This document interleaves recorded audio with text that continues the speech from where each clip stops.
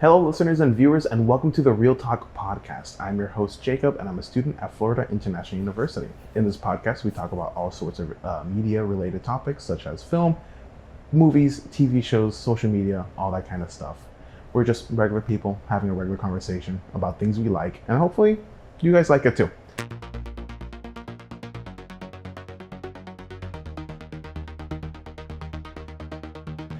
Today, in our first episode ever, we have our first guest ever, my friend Gabriel. Hello, Gabriel. Hey, what's up? How are you doing today? Pretty good. Pretty Can't good. complain. Took us a while to set this up. Yeah, it took us a while to set this Took up. us a bit. So, obviously, you're here because you like movies. So, how'd you get into movies, film, all that stuff? Well, I grew up going to the movie theater maybe like once a week, and every day after school, I would basically rot in front of the TV and sort of like mark what shows I wanted to watch on the TV guide, and Oh, I forgot. that about was TV guide. that was my childhood. Yeah. And basically, same childhood. Just wake up, put on the TV. They have those morning Cartoon Network shows, Ben 10 and stuff like that, while eating breakfast. Then go to school, then come back and do the same thing. Oh yeah, Ben 10 is insane. I love Great show. Let's be honest, Ben 10 can probably destroy any other like character's world, right? We gotta have a whole screw what the episode power about that, yeah screw what the power scalers say. Like Ben 10 having the Omnitrix on you can probably like destroy some guy's like universe. Like He has it's always like limitations, though.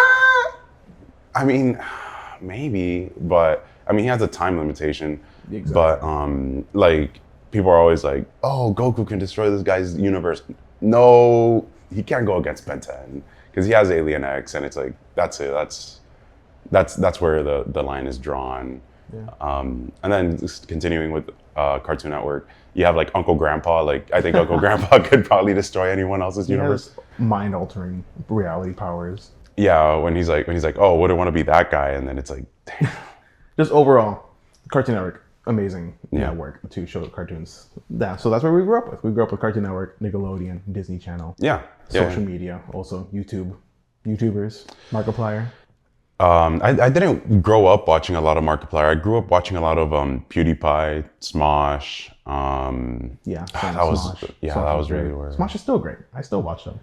Every now and then, but Smosh has like kind of died. They have the Smosh resurgence. Yeah, after Ian and Anthony bought back Smosh, then yeah, that's. But I mean, humor's not too similar to how it was 10 years ago when they were like big. So The world is not the same as it was 10 years ago. yeah, but anyway, like yeah, But we're going a little off. yeah. So back to film and how we got involved with that. For me personally, I've always been loving film. I've been doing like broadcasting and stuff since middle school, and then high school. So I was part of the broadcasting team. And then in college, I actually started with engineering. Figured out that I hated it. I did Really? a year, did up to physics 2.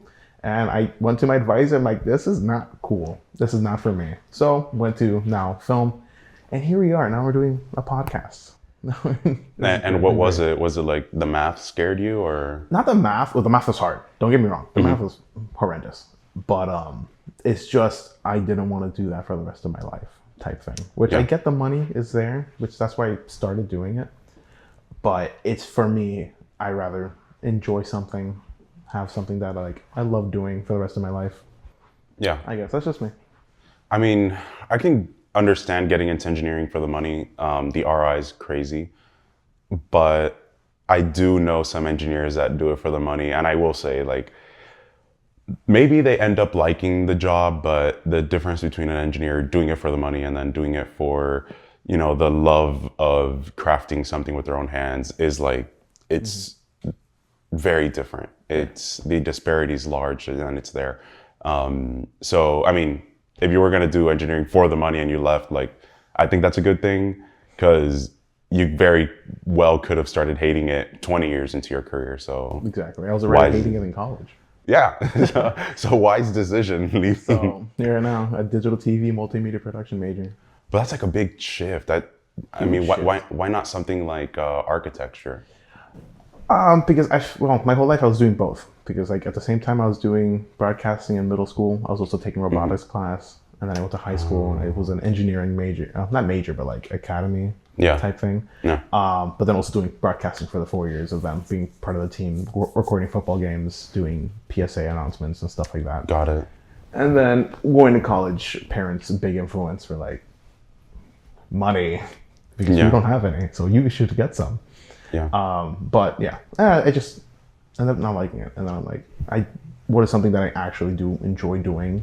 That's something that I could work for my entire life, that I'm going to be happy doing for the rest of my life. Mm-hmm. And here we are, broadcasting, TV, podcasting, news. Yes, I love that kind of stuff. And I know that you're in engineering, right? Yeah, I am. I'm currently in engineering, but yeah, during middle school and high school, all those years I was in broadcasting and involved in the arts, as I would say. I was very into film theory, and sort of screenwriting, and being able to make short films all throughout high school. So I guess we took sort of the opposite route, where it was I treated film and media and graphic design, all of that, as sort of the ambitious project side of things. So that was something I was like passionate about. But engineering for me was like my fallback. So if something in the film, industry never panned out, I would have been like, oh, well, I'm already kind of like good at math. I can just do engineering. But then sort of that drive to create turned into, let's create a tangible product. And I was like, I'd rather have something in my hand than like something just that I could watch or other people could watch. I'd rather create something with a team and be like, all right, we're gonna set out to do this like crazy thing, right? So any crazy given project, and see it through. And by the end of it, have something in our hands that would either fly or, do something, like move something, or, something tangible. But Yeah, exactly. yeah, sort of went from film and digital media to engineering, instead of like you, engineering to digital media. Yeah. But Same thing. I went into engineering thinking that I want to make tangible things, physical. But I love using my hands. Like not like so much like construction, but more so creating things. yeah, Going into engineering, just I don't know, I didn't feel that drive per se. And when I was doing engineering classes, I was also doing my YouTube, Twitch streaming, still doing all that kind of stuff. And I noticed that I enjoyed that a lot more than any engineering could ever do for me. Yeah. Another thing for me was, if let's say I went to film school, right?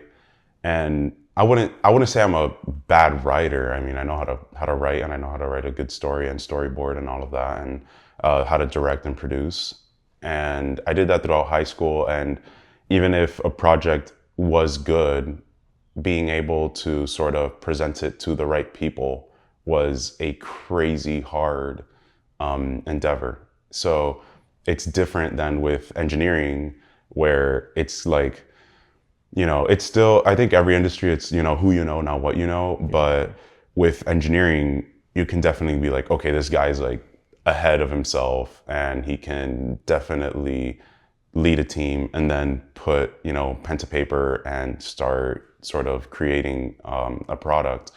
And so far in engineering, it's like, I can lead a team of designers, and I could be like, okay, we need to design such thing. And I have the technical know-how to tell them like, all right, this is how you do it. This is, let's train you up. Let's do this course. And then here's what you need to know to, let's say, do like a mechanical design. So with what I learned very easily, very quickly with film was, you could have the best written thing ever, right? Like you could write this whole, saga, and no one could pay attention to it. And I was like, that sucks. But then if you go into engineering, even if you sort of fail in a startup situation, right, where you create your own ideas and all of that, you could still contribute heavily in something in the, defense sector or in the aerospace sector. Or if you're not, like, well, I'm a mechanical engineering, so that's kind of like where you're funneled into. But like, what would be something that mechanical engineers funnel into? Like you could go into the car industry and still sort of climb the ranks, make good money, make great connections, but then you'll be more in like, I can do this. I know how to do this. This is how I'm going to carry on with this team. Where with film, I just did not see that. So I was like, you know what? I'm going to go into something where I can very much rely on my instinct, rely on my like technical know-how instead of relying on what other people think or say. And either way I go, whether it's startup or sort of like big industry for the rest of my life, I think I'm pretty safe. So Yeah, and I get that. That it's definitely a lot safer because it's harder in the beginning, but then towards the end it's safer. With film, it's just it's hard trying to get somewhere in the first place, you know, because it's networking. That's a large part of trying to get a job is networking, knowing people, having connections. You can be the most creative person in the world, but if you don't know the right people and how to take that path to get there, it's kind of hard.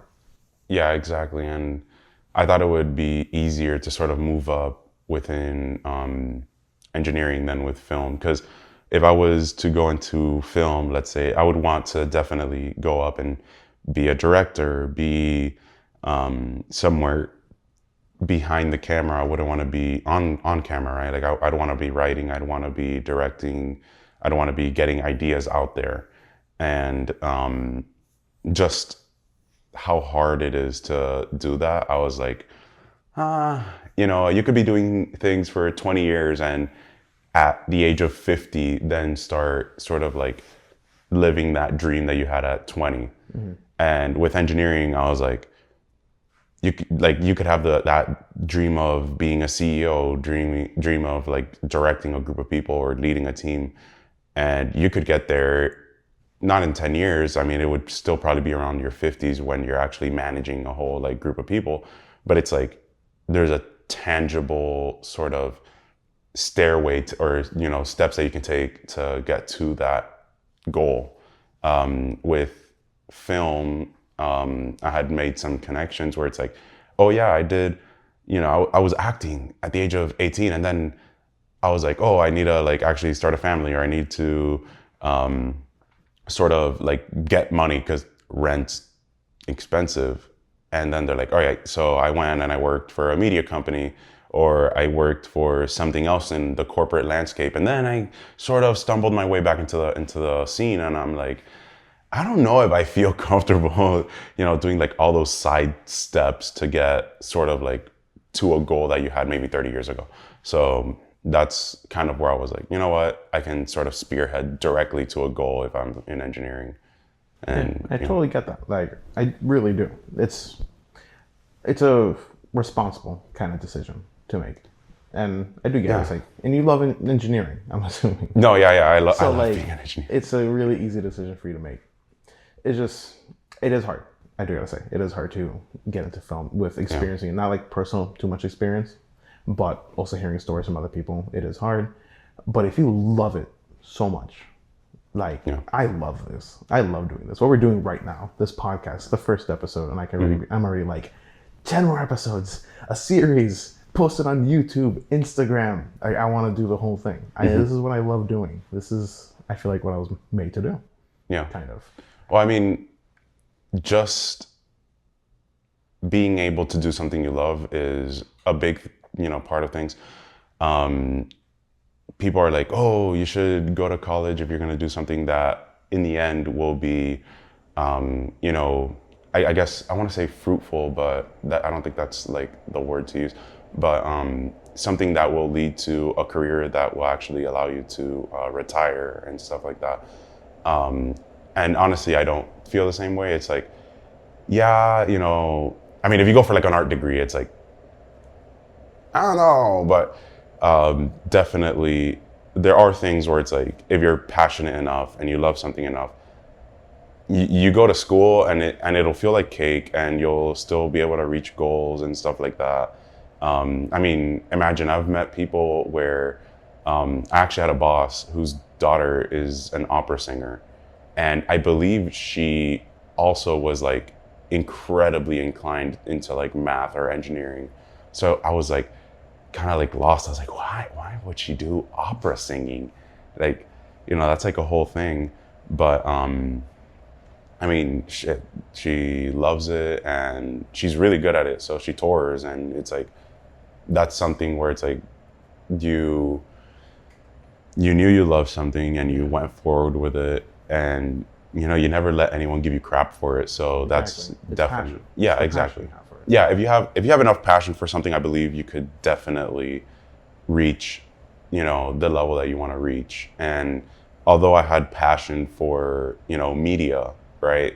Like film and screenwriting, I was like, yeah, I have passion for it, but I'm also extremely passionate about math and about science. So I was like, you know what? Let's stick with engineering. Let's build up maybe like some money, and then later on, I'll probably get into something more artistic. That's smart. Yeah.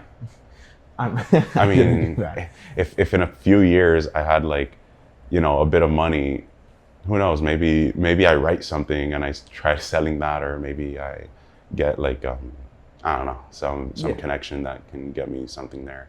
It's just we took two very different paths. We sort of have like Yeah. the same beginning, but taking different paths now. No, yeah. Now let's see how it turns out. I guess. Yeah. But yeah, I feel like that was a great first episode. Kind of short, but Yeah.